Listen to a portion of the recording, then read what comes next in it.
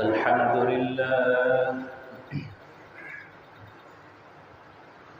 لله نحمده ونستعينه ونستغفره ونعوذ بالله من شرور أنفسنا ومن سيئات أعمالنا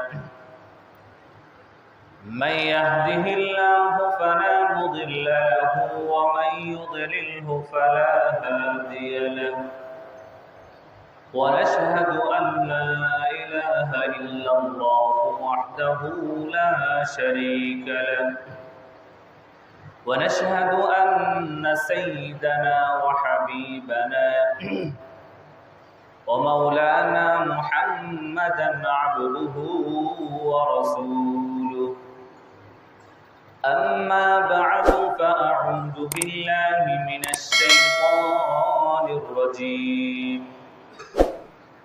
بسم الله الرحمن الرحيم وإذ ابتلى إبراهيم ربه بكلمات فأتمهن قال إني جاعلك للناس إماما قال ومن ذريتي قال لا ينال عهد الظالمين وقال النبي صلى الله عليه وسلم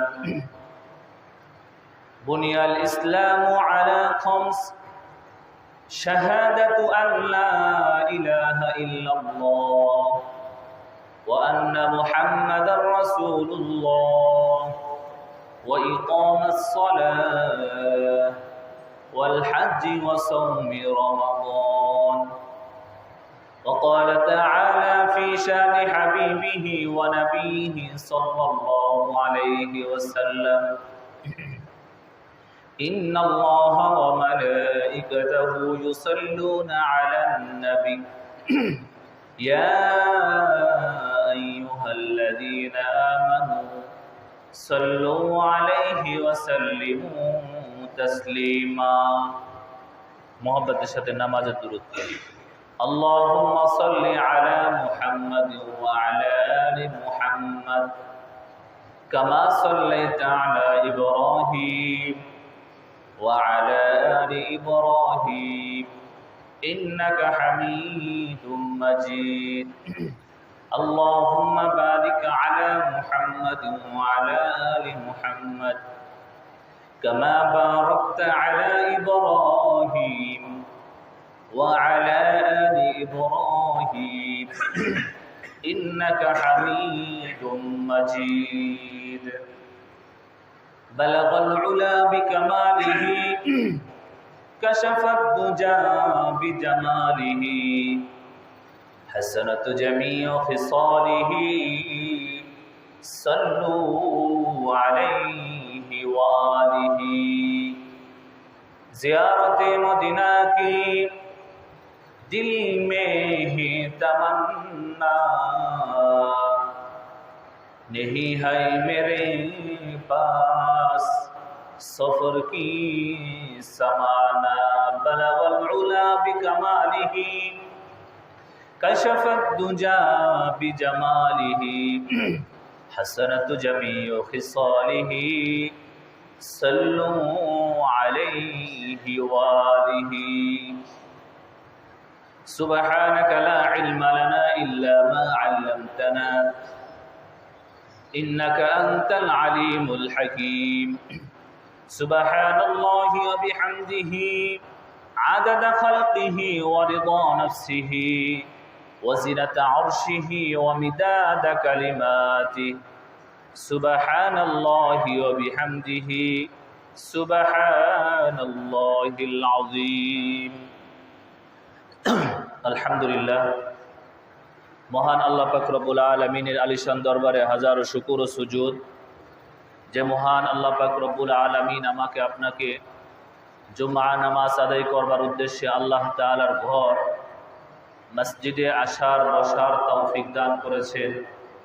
এজন্য আমরা সকলে দিল খুলে কালিমাতুশ শুকর আদায় করি, সকলে বলে আলহামদুলিল্লাহ। মোহতারাম হাজিরিন, গত সপ্তাহে তাওহীদ সম্পর্কে আলোচনা করা হয়েছে। হযরত ইব্রাহিম আলাইহিস সালামের ঈমান কিভাবে এনেছেন,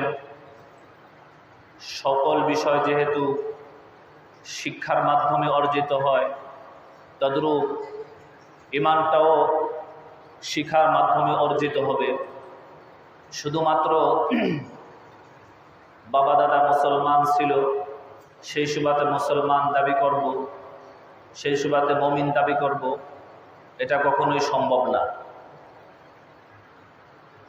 তো এই সপ্তাহে ঈমানের বিপরীত যেই বিষয়টি, সেটা হচ্ছে আল ইশরাকু বিল্লাহ, আল্লাহ তাআলার সাথে শরীক করা।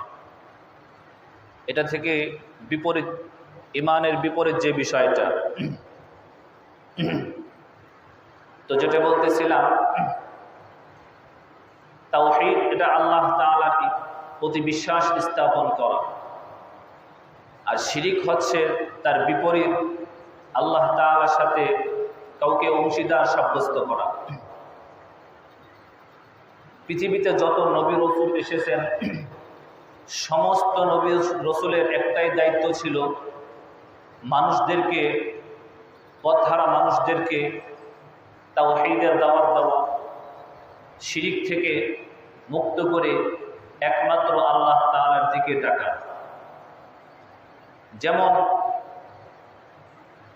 হযরতে নূহ আলাইহিস সালাম, তিনিও তিনার কওমদেরকে এই কথাই বুঝাইতেছেন, হে আমার কওম, তোমরা আল্লাহ তাআলার সাথে শরীক করো না, এক আল্লাহ তাআলা ছাড়া অন্য কোনো ইলাহ নেই, তোমরা ওই আল্লাহ তাআলার ইবাদত বন্দেগী করো। কোরআনে হাকিমের ভিতরে আল্লাহ তাআলা বলতেছেন, ওয়ালাকাদ আরসালনা নূহান ইলা কওমিহি ফাকাল ইয়া কওমি ইবুদুল্লাহা মা লাকুম মিন ইলাহিন গায়রুহু।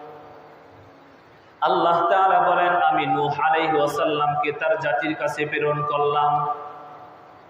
নূহ আলাইহিস সালাম ৯৫০ বছর লোকদেরকে বললেন, ক্বালা ইয়া কওমি ইবুদুল্লাহা মা লাকুম মিন ইলাহিন গায়রুহু, হে আমার জাতি, মৃত্যুর পর যদি তোমরা জান্নাতে যেতে চাও তাহলে আল্লাহ তাআলার ইবাদত বন্দেগী করো, মূর্তির পূজা থেকে বিরত থাকো।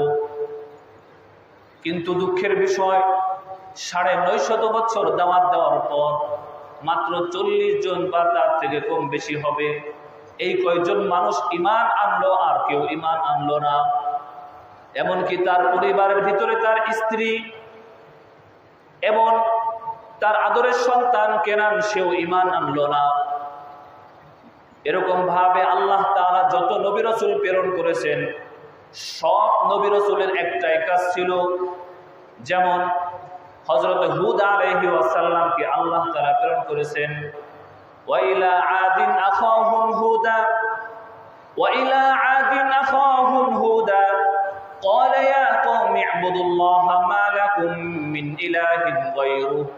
হুদ আলাইহিস সালামকে আদ জাতির নিকট প্রেরণ করলেন, আর হুদ আলাইহিস সালাম লোকদেরকে বললেন, আনি ইবুদুল্লাহা মা লাকুম মিন ইলাহিন গায়রুহু, যদি তোমরা জান্নাতে যেতে চাও মৃত্যুর পর, তাহলে শিরিক থেকে, মূর্তি পূজা থেকে বিরত থাকো, আর একমাত্র আল্লাহ তাআলার ইবাদত বন্দেগী করো।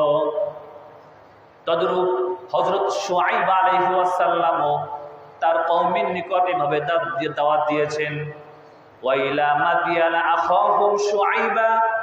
হযরত শুআয়ব আলাইহিস সালামকে মাদিয়ান নামক শহরে আল্লাহ তাআলা প্রেরণ করলেন, আর শুআয়ব আলাইহিস সালাম জাতির কাছে এসে বললেন, ক্বালা ইয়া কওমি ইবুদুল্লাহা মা লাকুম মিন ইলাহিন গায়রুহু, হে আমার জাতিগণ, হে আমার জাতিরা, তোমরা যদি মৃত্যুর পর আল্লাহ তাআলা জান্নাতে যেতে চাও তাহলে একমাত্র আল্লাহ তাআলার ইবাদত বন্দেগী করো, শিরিক করো না। তদ্রূপ আল্লাহ তাআলা হযরত সালেহ আলাইহিস সালামকে প্রেরণ করলেন, ওয়াইলা সামুদা আখাহুম সালিহা। হযরত সালেহ আলাইহিস সালামকে সামুদ জাতির নিকট প্রেরণ করলেন, সামুদ জাতির নিকট প্রেরণ করার পর হযরত সালেহ আলাইহিস সালাম বললেন, ক্বালা ইয়া কওমি ইবুদুল্লাহ মা লাকুম মিন ইলাহিন গায়রু, হে আমার জাতিগণ, যদি তোমরা আল্লাহ তাআলার ইবাদত বندگی করতে চাও আর আল্লাহ তাআলার জান্নাতে যেতে চাও, তাহলে একমাত্র আল্লাহ তাআলার ইবাদত বندگی করো, শিরক থেকে মুক্ত থাকো। অর্থাৎ সব নবী রাসূলের একটাই কাজ ছিল, সমস্ত নবীদের একটাই দাওয়াত ছিল, কুলু লা ইলাহা ইল্লাল্লাহ দাখালাল জান্নাহ, যদি তোমরা আল্লাহ তাআলাকে এক মানো, আল্লাহ ছাড়া অন্য কোনো ইলাহ নাই, এই কথাটা যদি স্বীকার করো, তাহলে শুনে রাখো দাখালাল জান্নাহ, তাহলে কেবলমাত্র তোমরা জান্নাতে প্রবেশ করতে পারবে। এইভাবে সব নবী আল্লাহ তাআলার একত্ববাদের দাওয়াত দিয়েছেন। কিন্তু নবীর উম্মত যারা ছিল তারা এই শিরিকের ভিতরে লিপ্ত ছিল। শিরিক শুরু হলো কোত্থেকে? হযরত আদম আলাইহিস সালামের দুই সন্তান হাবিল এবং কাবিল, ঘটনা অনেকেই জানেন। তো হাবিলকে যখন কাবিল মেরে ফেললো, মারার পর কাবিল জঙ্গলে জঙ্গলে ঘুরে, তখন শয়তান ওয়াসওয়াসা দিল যে তোমার বাবা তো মারা গেছে, এখন কি করবা? একটা কাজ করো, তোমার বাবার একটা মূর্তি বানাও, একটা ভাস্কর্য বানাও, তোমার বাবার আকৃতি দিয়ে একটা মূর্তি বানাও, ভাস্কর্য বানাও। ভাস্কর্য বানানোর পর, একটা মেসাল বানানোর পর, ওইটা তুমি যেখানে থাকবা, যে জঙ্গলে থাকো, ওইখানে তোমার পাশে রাখবা। কাবিল তাই করলো, শয়তানের ওয়াসওয়াসায় সেই জিনিসটাই করলো, মূর্তি বানাইলো এবং বাবাকে সাথে রাখতো।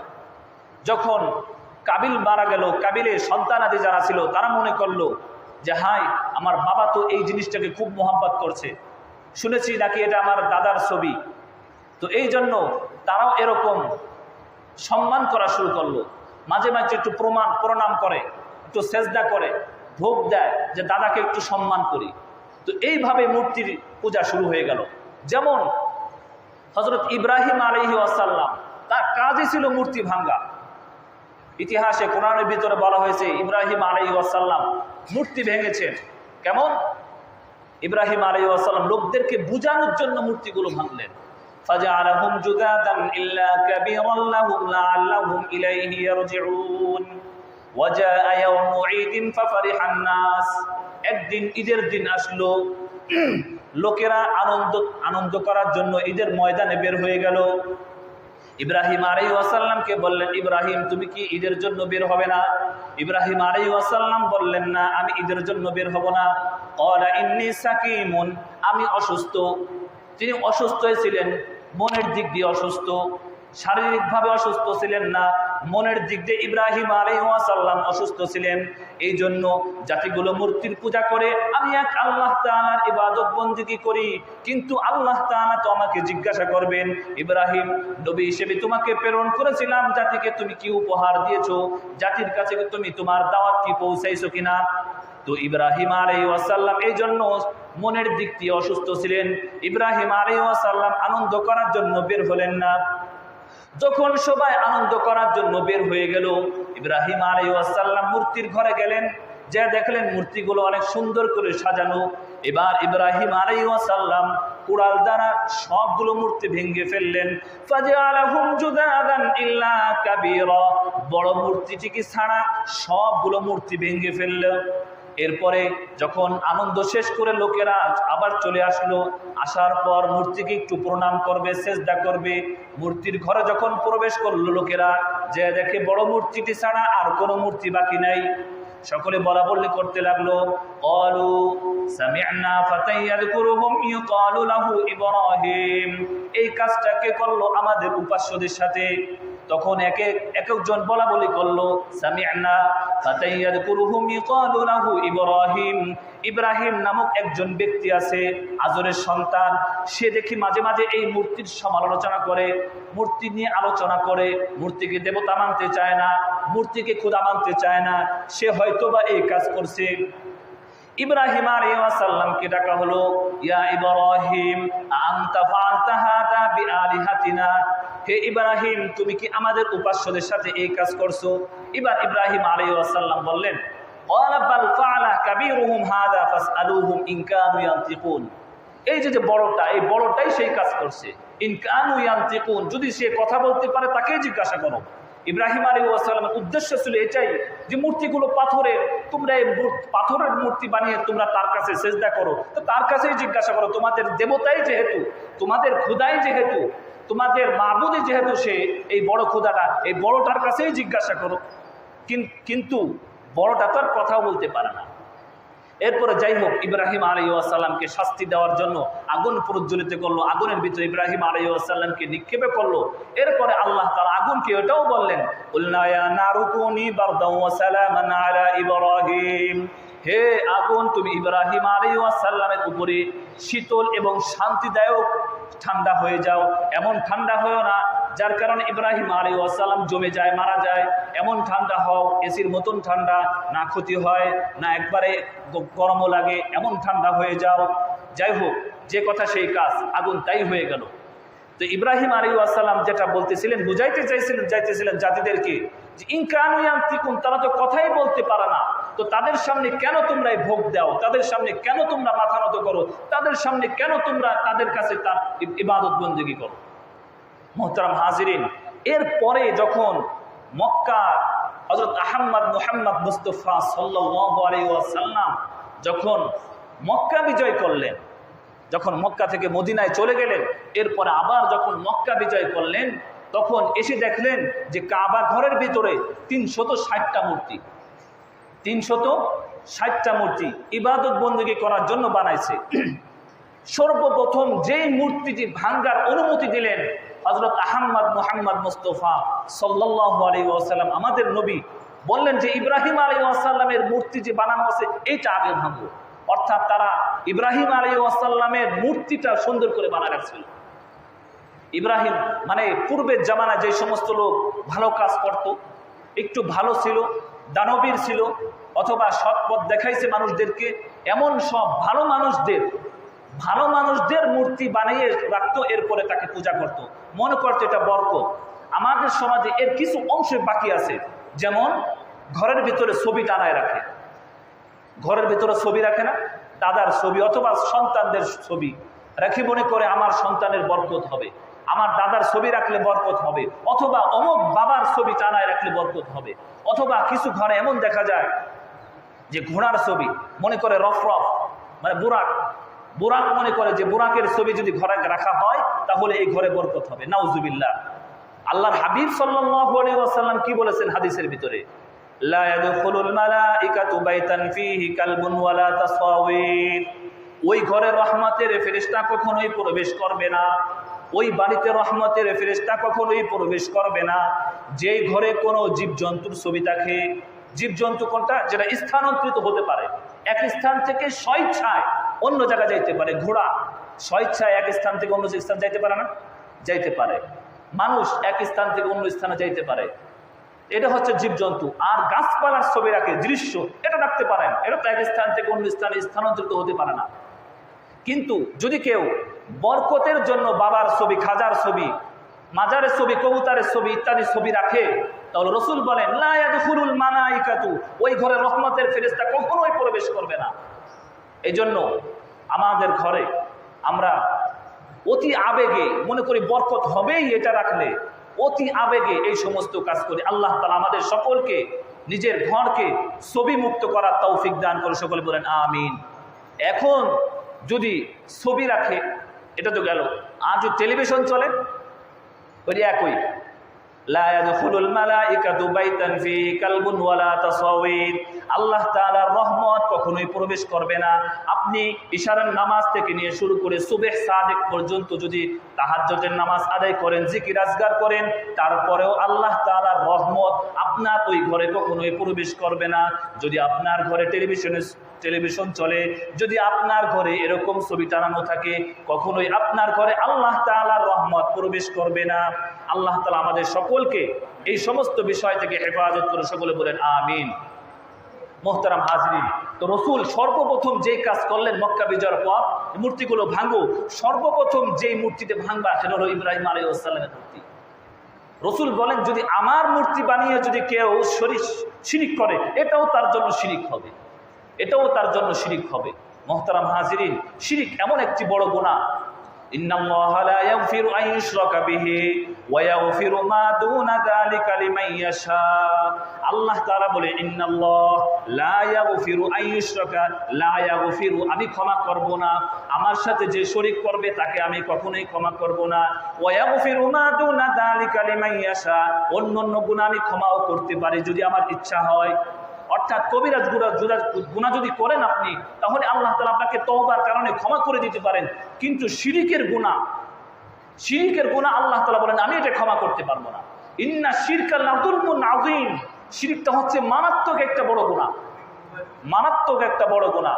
আল্লাহ তাআলা আমাদের সকলকে এই সমস্ত শিরিক কর্মকাণ্ড থেকে হেফাজত করুন, সকলে বলেন আমিন। মুহতারাম হাজিরিন, রাসূল এটাও বলেছেন, আল্লাহ তাআলা কোরআন হাকিমের ভিতরে বলেন লাইন আশরাকতা লা ইয়াহবাতান্না আমালুকা ওয়া লা তাকুনান্না মিনাল খাসিরিন। হে রাসূল, আপনিও যদি শরীক করেন, লাইন আশরাকতা, যদি আপনিও শরীক করেন, লা ইয়াহবাতান্না আমালু ওয়া লা তাকুনান্না মিনাল খাসিরিন, আপনার সমস্ত যত নেক আমল করছেন সব নেক আমল আল্লাহ তাআলা নষ্ট করে দিবেন। যেমন একজন ব্যক্তির বয়স 50 বছর, সে 15 বছর বয়স থেকে নেক আমল করা শুরু করলো। এই যে 35 বছর ইবাদত বন্দেগী করলো, 50 বছর বয়সে সে আল্লাহ তাআলার একটা শরীক করলো। রাসূল আল্লাহ তাআলা বলেন লাইন আশরাকতা লা ইয়াহবাতান্না আমালু, তার আমল একবার নিঃশেষের ভিতরে শেষ হয়ে যাবে, সব আমল আল্লাহ তাআলা নষ্ট করে দিবেন। আল্লাহ তাআলা আমাদের সকলকে শিরিক থেকে হেফাজত করে, সকলে বলেন আমিন। এবার আসেন শিরিক কি কি জিনিস। কিতাবের ভিতর আসছে শিরিক 2 প্রকার, শিরিকে আকবার, শিরিকে আসগর। শিরিকে আকবার কি কি? শিরিকে আকবার হচ্ছে আল্লাহ ব্যতীত অন্য কাউকে উপাস্য মনে করা, আল্লাহ ছাড়া অন্য কাউরে ইবাদত বন্দেগী করা, আল্লাহ ছাড়া অন্য কারো সামনে মাথা ঠেকানো, অন্য কারো কাছে মাথা সেজদা করা। যেমন মূর্তি পূজারী যারা, তাদেরকে কি বলা হয়? মূর্তি পূজারী। যদি কেউ আল্লাহ তাআলার ইবাদত বন্দেগী করে তাহলে এটা হয় ইবাদত। আর যদি আল্লাহ ব্যতীত গায়রুল্লাহ, আল্লাহ ছাড়া অন্য কিছু যা কিছু আছে এটার ইবাদত করে তাহলে হবে পূজা। যেমন গাছের পূজা, চন্দ্রের পূজা, মূর্তি পূজা, এরকম হবে। এখন যদি কেউ এই সমস্ত পূজা ব্যতীত দরগার পূজা, বাবার পূজা, মাজার পূজা, এগুলোকেও পূজা বলা হবে। যেটা আল্লাহ তাআলার জন্য হবে সেটা হচ্ছে ইবাদত, আর যেটা আল্লাহ ছাড়া অন্য কারো জন্য হবে সেটা হবে মাজার পূজা, দরগা পূজা, পীর পূজা হবে। আল্লাহ তাআলা আমাদের সকলকে এই সমস্ত বিষয় থেকে হেফাজত করুন। মুহতারাম হাজিরিন, যেটা বলছিলাম শিরকে আকবার, আল্লাহ তাআলা সিফাত যে আছে, এরপরে আসি। তো শিরকে আসগার যেটা ছোট শিরিক, সেটা হচ্ছে লোক দেখানো নামাজ পড়া। আপনি নামাজে দাঁড়াইছেন, কোনো হুজুরের পাশে নামাজে দাঁড়াইছেন, অথবা কোনো সম্মানিত ব্যক্তির পাশে নামাজে দাঁড়াইছেন, একটু পরিপাটি হয়ে সুন্দর করে যে সুন্দর করে নামাজটা পড়ি। উদ্দেশ্য আমার পাশে যে আছে তার জন্য সে যেন একটু ভালো মনে করে আমাকে, সে যেন একটু খুশি হয়। এই যে আল্লাহ তাআলার ইবাদতের সাথে আরেকজনকে খুশি করার চেষ্টা করলেন, আপনার পাশে যে দাঁড়াইছে তাকে একটু খুশি করার চেষ্টা করলেন, লোক দেখানো, যেটা রিয়া আরবিতে বলে, এই যে একটু চেষ্টা করলেন, রাসূল বলেন এটাও এক ধরনের শিরিক। এটার জন্য ইবাদত কবুল হবে না। এমনকি কাল কিয়ামতের ময়দানে আল্লাহ তাআলা আপনাকে জিজ্ঞাসা করেন, মুসল্লি, তুমি আমার জন্য নামাজ, তোমাকে কত নিয়াজ নিয়ামত আল্লাহ আমি তোমাকে দুনিয়াতে থাকা অবস্থায় দিয়েছি, সব কিছু দিয়েছি, তুমি আমার জন্য কি করেছো? মুসল্লি তখন বলবে, আল্লাহ আপনার জন্য আমি 5 ওয়াক্ত নামাজ সুন্দরভাবে আদায় করেছি। মুসল্লিকে আল্লাহ তাআলা বলবেন, না, তুমি তো আমার জন্য নামাজ পড়ো নেই, বরং তুমি সমাজে লোকমুখে যে তোমার সমালোচনা হবে, এই সমালোচনা থেকে বাঁচার জন্য তুমি নামাজ আদায় করেছো, অথবা তুমি নামাজ আদায় করেছো অমুক ব্যক্তিকে দেখানোর জন্য, যদি আমি এই বয়সে নামাজ না পড়ি মানুষ আমাকে কি বলবে, এই জন্য তুমি নামাজ পড়েছো। তো সুতরাং তুমি দুনিয়াতে থাকা অবস্থায় তুমি নামাজি খিতাব পেয়ে গেছো, মুসল্লি খিতাব তুমি পেয়ে গেছো, আজ তোমার জন্য আর কোনো অংশ বাকি নেই, তুমি জাহান্নামে চলে যাও। এরকম ভাবে দানবীরকেও বলা হবে, দানবীর, তোমাকে তো আমি দুনিয়াতে থাকা অবস্থায় অনেক নাজ নিয়ামত দান করেছিলাম, তুমি এই নাজ নিয়ামতের কি আমার জন্য কি ইবাদত বন্দেগী করেছো? দানবীর বলবে, আল্লাহ যত নাজ নিয়ামত দান করেছো আমি তোমার রাস্তায় অনেক খরচ করেছি, মসজিদ মাদ্রাসা সবখানে খরচ করেছি, যত ইবাদতের জায়গা আছে, যত খয়রাতের জায়গা আছে, সমস্ত দান খয়রাতের জায়গা আমি দান করেছি। তখন আল্লাহ তাআলা বলবেন, তুমি মানুষদেরকে দেখানোর জন্য দান করেছো, আর দুনিয়াতে থাকা অবস্থায় মানুষ তোমাকে দানবীরও বলেছে, আজ তোমার জন্য আমার কাছে কোনো অংশ বাকি নেই, তুমি জাহান্নামে চলে যাও। আল্লাহ তাআলা আমাদের এই সমস্ত বিষয় থেকে হেফাজত করে সকলে বলেন আমিন। দান তো এমনভাবে করা উচিত, যা ডান হাতে দান করবে বাম হাতে জানবে না, এমন গোপনতার সাথে দান করবে, আর এমন দান আল্লাহ তাআলার কাছে কবুল হবে। আর লোক দেখানো দান যদি এমন হয়, আমি দান করলাম, আর আমার দান করার কারণে আরো 5 জন ব্যক্তি 10 জন ব্যক্তি দান করবে, আমার দেখানোর দ্বারা যদি আরো 5 জন 10 জন ব্যক্তি দান করে, এটাও জায়েজ আছে, তবে যদি তার ভিতরে রিয়া, লোক দেখানো ভাব না থাকে। আর যদি লোক দেখানো ভাব থাকে, তাহলে এই সমস্ত দান কোনোটাই কাজে আসবে না। আল্লাহ তাআলা আমাদের সকলকে বুঝার আমল করার তৌফিক দান করুন। মুহতারাম হাজিরিন, অন্য এক কিতাবের ভিতরে আসছে শিরিক আবার 2 প্রকার, শিরিক ফি যাত আর একটা হচ্ছে শিরিক ফি সিফাত। শিরিক ফি যাত হচ্ছে আল্লাহ তাআলার সাথে অন্য কাউকে অংশীদার সাব্যস্ত করা, যেমন ইহুদি খ্রিস্টানরা এই কাজটা করে থাকে। তারা তৃত্ববাদের অনুসারী, মনে করে আল্লাহ তাআলার সাথে আরো খোদা আছে, এরকম মনে করে। কিন্তু শিরিক ফি সিফাত, আল্লাহ তাআলা যে সমস্ত সিফাতি নাম আছে, যেমন সন্তান দেওয়ার মালিককে আল্লাহ তাআলা, যদি কেউ মনে করে সন্তান দেওয়ার মালিক অমুক মাজারের বাবা, অমুক খাজা বাবা, যদি এরকম মনে করে, তাহলে তার ঈমান থাকবে না। যেমন হযরত ইব্রাহিম আলাইহিস সালাম, তিনি শিক্ষা দিচ্ছেন, আমাদের সমাজে তো বিবাহের 5 বছর 10 বছর পরে যদি বাচ্চা কাচ্চা না হয়, মনে করে হারে আমার জীবনটাই নষ্ট হয়ে গেল। কিন্তু ইব্রাহিম আলাইহিস সালামের ব্যাপারে কি হয়েছে, 80 বছর বয়স হয়ে গেছে, তারপরে কোনো সন্তানাদি নাই। এরপরে আল্লাহ তাআলার কাছে বললেন, রব্বি হাবিলি মিনাস সলিহিন, রব্বি হাবিলি মিনাস সলিহিন, আল্লাহ আমাকে একটা নেককার সন্তান দান করেন। ফাবাশশারনাহু বিগুলামিন হালিম, আল্লাহ তাআলা ইসমাঈল আলাইহিস সালামকে আল্লাহ তাআলা ইব্রাহিম আলাইহিস সালামের ঘরে পাঠাইলেন। তো 80 বছর পরেও ইব্রাহিম আলাইহিস সালামকে আল্লাহ তাআলা সন্তান দিয়েছেন, কিন্তু চাইতে হবে কার কাছে? সন্তান দেওয়ার মালিক আল্লাহ তাআলা, কোনো খাজা বাবা না, কোনো দরগার মালিক না, কবরে যে শুয়ে আছে সে না, একমাত্র আল্লাহ তাআলার কাছে। আমাদের সমাজে তো এটা একটা বেদি হয়ে গেছে। 5 বছর বিবাহ বয়স হয়ে গেছে, তো সন্তান হয় না, অথবা ছেলে সন্তান হয় না, অমুক দরবারে যদি আমার সন্তান হয়, একটা খাসি মানত করলাম, একটা গরু মানত করলাম, এমন মানত করে, তো এটা হচ্ছে শিরিক। এই শিরিকের কারণে আল্লাহ তাআলা বলেন, লাইন আশরাকতা লা ইয়াহবাতান্না আমালুকা ওয়া লা তাকুনান্না মিনাল খাসিরিন, যদি শিরিক করলা তোমার আমল নষ্ট হয়ে গেল। আর অন্য এক আয়াতে আল্লাহ তাআলা কি বলেন জানেন? ইন্নাহু মান ইউশরিক বিল্লাহি ফাকাদ হারামাল্লাহ, আল্লাহ তাআলা বলেন, যে আমার সাথে শরীক করলো, ইন্নাহু মান ইউশরিক বিল্লাহ ফাকাদ হারামাল্লাহু আলাইহিল জান্নাহ, আল্লাহ তাআলা তার উপরে জান্নাতকে হারাম করে দিবেন। কি বুঝলেন? শিরিক যে আমার সাথে করলো, আল্লাহ তাআলা বলেন তার জন্য জান্নাত হারাম, ওয়াহুন্না, তার ঠিকানা হচ্ছে জাহান্নাম। ওমা লিয-যালিমিনা মিন আনসার, কাল কিয়ামতের ময়দানে আর কোনো সুপারিশকারী থাকবে না তার জন্য। কোন নবী রাসূল, কোন পীর আউলিয়া, তার জন্য যে পীর আউলিয়া শিরিক করে, পীর আউলিয়ার সাথে শিরিক করে, এমন পীর আউলিয়াও কিয়ামতের ময়দানে সে সাক্ষী রূপে কাউকে পাবে না। আল্লাহ তাআলা আমাদের সকলকে বুঝার আমল করার তৌফিক দান করুন। মুহতারাম হাজিরিন, যেটা বলতেছিলাম, শিরিকের আরেকটা প্রকার আছে, শিরিক ফিল ইবাদ, শিরিক ফিল ইবাদা, ইবাদতের ভিতরে শরীক করা, মানে সবগুলোই কাছাকাছি। শিরিক ফি যাত, আল্লাহ তাআলার অংশীদার মানানো, আর শিরিক ফি সিফাত, আল্লাহ তাআলা যে খালেক, আল্লাহ তাআলা যে সন্তানদাতা, আল্লাহ তাআলা যে মালিক, আল্লাহ তাআলার সিফাতি যে সমস্ত সিফাত আছে, এই সমস্ত সিফাতের ভিতরে অংশীদার সাব্যস্ত করার নাম হচ্ছে শিরিক ফি সিফাত। আরেকটা শিরিক যেটা শিরিক ফিল ইবাদা, আল্লাহ তাআলার ইবাদতে বন্দেগীর ভিতরে শিরিক করা। আরেকটা শিরিক আছে শিরিক ফিল খয়রাত, দান খয়রাতের ভিতরে শিরিক করা। মাজারে মানত, আমি আগেও বলেছি, মাজারে মানত করলে এই মানত হয় না, এই মানত পূরণ করা দরকার নেই, মানত হয় না, এটা বাতিল মানত। এই মানত যতই মানত করেন, অমুক মাজারে তমুক মাজারে, এত খাসি তত মুরগি, যতই নিয়ত করেন, কোনোটাই লাভ নাই, কোনোটাই দরকার নাই। আপনি মাজারে দান করবেন তো আল্লাহ তাআলার সাথে শিরিক করলেন। মাজারে কি উদ্দেশ্যে দান করবেন? এর আগেও একটা ঘটনা বলেছিলাম, একটা ঘটনা বলেছিলাম, যে একজন মূর্তি পূজারী আর একজন মাজার পূজারী, এর ভিতরে কোনোই পার্থক্য নাই। এমনকি মূর্তি পূজারী আমাদেরকে বলল যে আমাদের মূর্তি আর তোমাদের মাজারে যে শুয়ে আছে এদের ভিতরে এতটুকু পার্থক্য, তোমরা তার কাছে ভোগ দাও, আমরাও তার কাছে ভোগ দিই। আমাদের মূর্তিটাকে খাড়াইয়ে আর তোমাদের যে মূর্তি অর্থাৎ তোমাদের যে বাবা সেটাকে শুয়ে, এতটুকু পার্থক্য, আর কোনো পার্থক্য নাই। মুহতারাম হাজরিন, এরকম পার্থক্য ছাড়া আর কোনো পার্থক্য নাই। একজন মাজারি পূজারী, একজন খাজা বাবার মুরিদ, এর ভিতরে আর একজন পীর, একজন মূর্তি পূজারীর ভিতরে আর কোনো পার্থক্য দেখা যায় না। আল্লাহ তাআলা আমাদের সকলকে বুঝার আমল করার তৌফিক দান করুক। একটা হাদিস বলে শেষ করে দিব।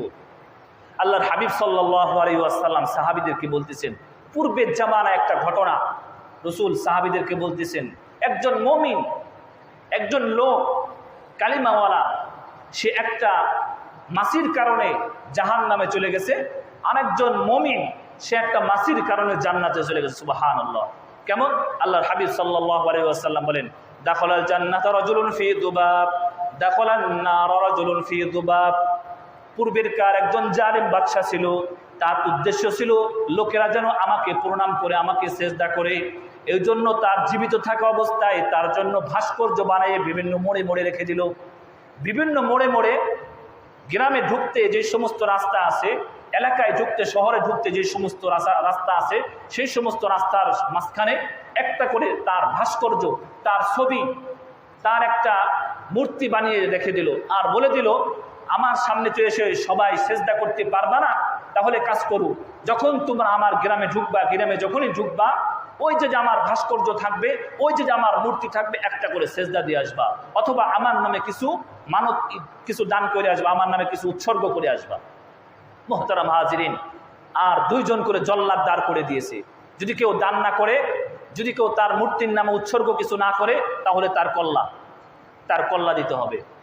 তো রসুল বলেন, একজন লোক আসলো, সেও কালিমাওয়ালা, কালিমার দাবিদার, ইমানের দাবিদার।